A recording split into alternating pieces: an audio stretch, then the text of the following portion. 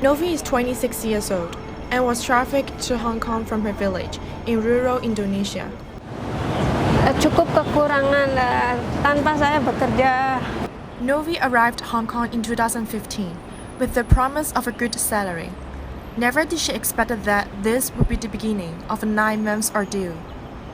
Bangun jam 4 pagi, tidur kadang jam 12, jam 1. Tidurnya di ruang tamu. Novi was told by the agency to have her salary deducted for 7 months. However, even after 8 months of employment, she did not receive any salary and was not allowed to take any day off. Saya tidak boleh keluar ke bawah, cuma saya keluar kalau malam buang sampah, itu aja masih daerah apartemen rumah majikan saya. Even more shocking to Novi was the discovery that she was trapped in her employer's house, where her mobile phone, passport, and Hong Kong identity card has all been taken away. Novi knew that her movement outside would be completely controlled by her employer. Novi's employer was also ill-tempered and physically abusive. Majikan saya sering marah-marah, sedikit kesalahan selalu teriak kepada saya. Marah juga setiap hari marah, kadang mukul, nampar hampir setiap hari selama saya di rumah majikan. Iya, kadang juga nampar telinga sampai telinga saya bengkak sehingga menjadi berubah bentuknya. Novi is still traumatized by her experience. Even after a year of freedom, she cries when she thinks about how her employer treated her.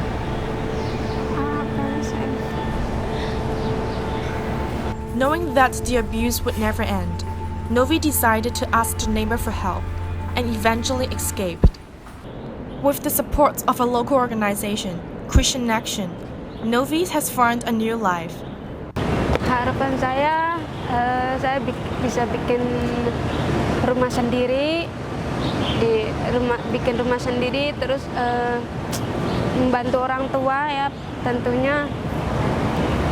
Terus bikin modal usaha sendiri atau entah pertanian atau dagang, itu harapan saya.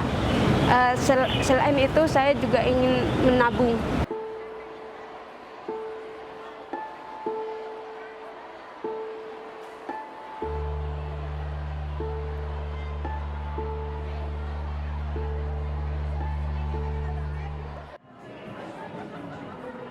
Unfortunately, not only do migrant domestic workers experience labor exploitation and trafficking, they are also vulnerable to sexual abuse and threats.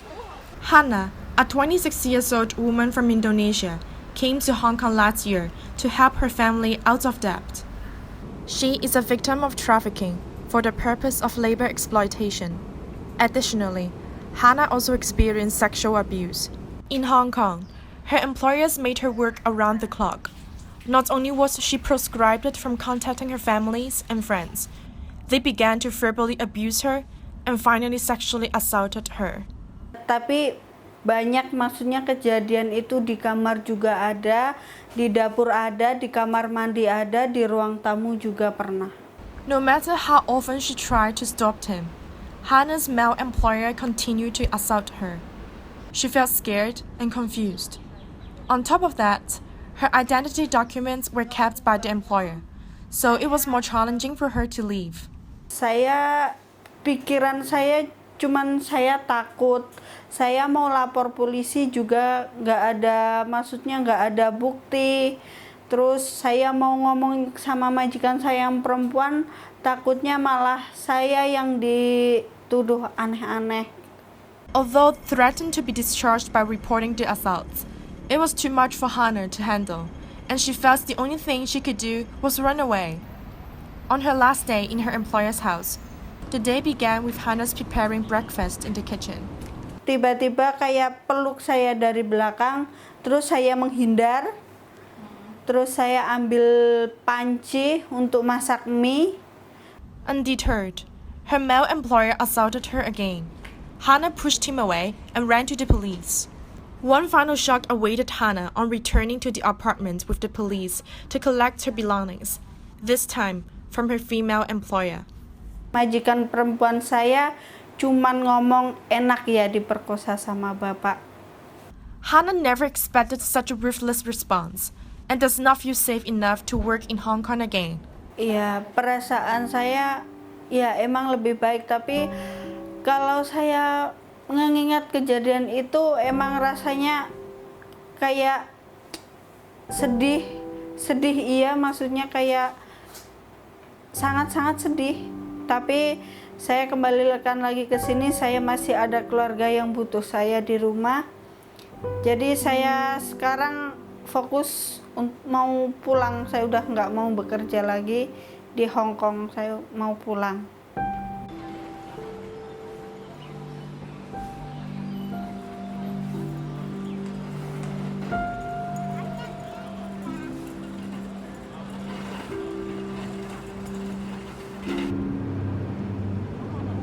Physical and sexual assaults are horrific, yet many other trafficking victims are exploited at workplace. Mia is one of them. Mia, a single mother of 2 daughters, is her family's sole support. In 2015, she traveled from Madagascar to Hong Kong to work as a migrant domestic worker. Je suis venue à Hong Kong parce que ma famille, on est dans la famille pauvre et j'ai des responsabilités aussi avec mes 2 filles. Little did she know, the dream of supporting her family was about to turn into a nightmare. The agency deceived Mia that they would cover all the expenses. Contrary to the original agreement, during the 5 months of employment, Mia was paid only $910 per month, much lower than the minimum wage of $4,110 at the time. She was told that the remaining $3,200 went directly to the agency to cover the travel expenses and work visa.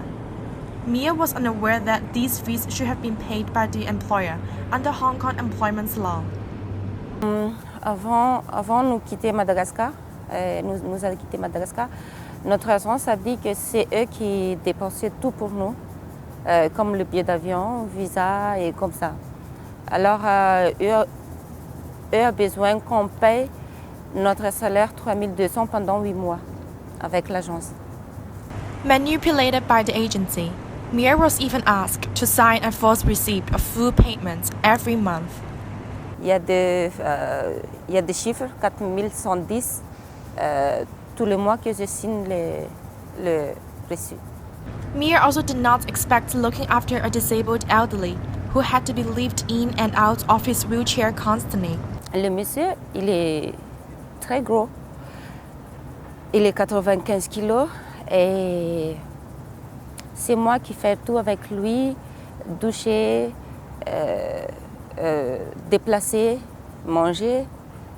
Alors, quand je travaille seulement 1 mois comme ça, j'ai reçu de maladie de poitrine. With the unbearable workload, Mia developed severe chest pain. She requested to change the employer, but the agency ignored the complaints by asking her to return to work after visiting the clinic. J'ai reçu la maladie et très fatiguée. Et quelquefois, je n'ai pas dormi parce que je fais le massage à minuit, 2 heures du matin. Comme ça, quand il m'appelait, je suis obligée de réveiller. Mia decided to leave the employer's house after working for 5 months and slept at the park for a week until a friend introduced her to a local organization, Help for Domestic Workers. Although Mia's case has been resolved at labor tribunal, she has been in limbo for more than a year. Mon situation maintenant, c'est difficile parce que je ne travaille pas. En fait, je n'ai rien à faire parce que quand je suis venue à Madagascar, ma mère est tombée gravement malade. Alors, comme j'ai utilisé tout mon argent avec elle, et toujours difficile. Oui. Regardless of her frustration, Mia does not have confidence to work in Hong Kong again. En fait, je suis venue ici première fois pour le travail et je suis tombée dans le malchance. Alors, je n'ai plus d'espoir pour travailler encore. J'ai peur. Oui.